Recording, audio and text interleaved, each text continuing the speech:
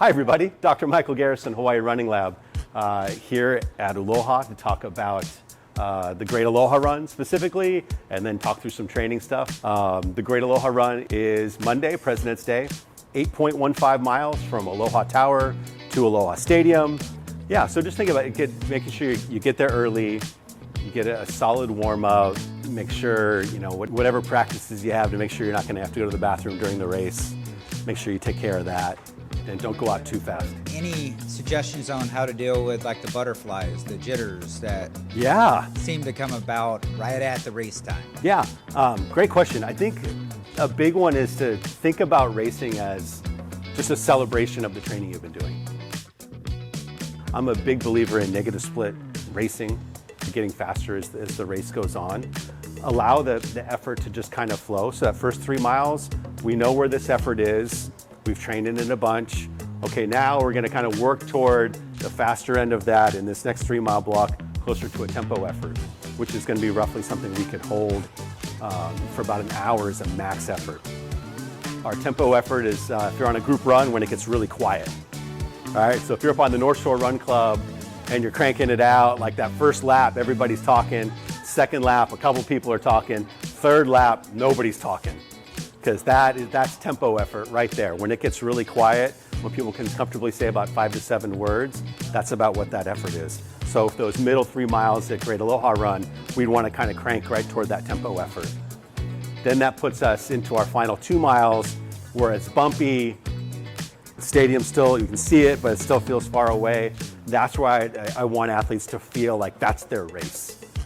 Like everything there, everything we've done preparing that first 6 miles is to get ready to go shoulder to shoulder with whoever that person is next to you.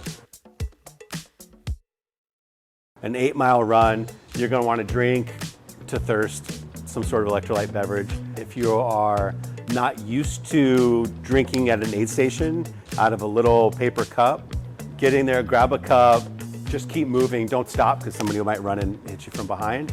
Because they're trying to get through there quickly too. Walk 10, 15 seconds, drink your drink, toss in the trash can, because volunteers I think have better things to do than sweep the street. And then get back on with your effort. Over an 8 mile distance, like the likelihood that you're going to have to eat something, calorically speaking, is pretty low. Most people that are running this should in theory have enough glycogen stored to be able to run a reasonably hard effort for most of the event. What do you think about the shoes? Like how important they are? They can be very important. Now, they don't necessarily have to be the $250 carbon-plated variety. Just a lighter, faster pair of shoes that when you put them on, this means business today. If you're training for this, for the Great Aloha Run, when would your last run be and how many miles would that be? So that would be based just on the individual, first of all. I like to write training plans. I work on Monday to Sunday work weeks. All right, so how many miles a week do you run? Oh, okay, because that's the total from Monday to Sunday. Mondays tends to be the start of the week for most people. Well, Great Aloha Run and the Boston Marathon are on Mondays. So chances are your last longer run, like your last long training run, is going to be probably the Saturday or Sunday prior, because most people like to do their long runs on the weekends. If it's normally Saturday that you like doing your long run, probably want to tweak that workout to like Thursday or Friday and allow race day on Monday to be that longer run. I know runners really underestimate strength training. If you have to say three exercises that runners should do, what that would be? Ooh, I'm not sure I want to jump into the specific exercises. Like this whole tube has to be as bomb-proof as you can make it. Belly button to your knees, right? And it doesn't necessarily mean you've got a six-pack. Like it really just means you need to be able to carry yourself and have good posture throughout the effort. Because when you start to get tired in that effort, whether swimming, biking, or running, right? When your posture starts to go, your mechanics start to go.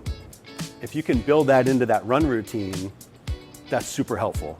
So just to wrap it up a little bit, tell us about Hawaii Running Lab. What do you guys got going on? Hawaii Running, there are lots of stuff going on. So we put on these mileage challenges now every year. This is our third annual. our 2024 HRL Mileage Challenge. It's on our Hawaii Running Lab, at Hawaii Running Lab Instagram as well. And we have 4 different mileage challenges.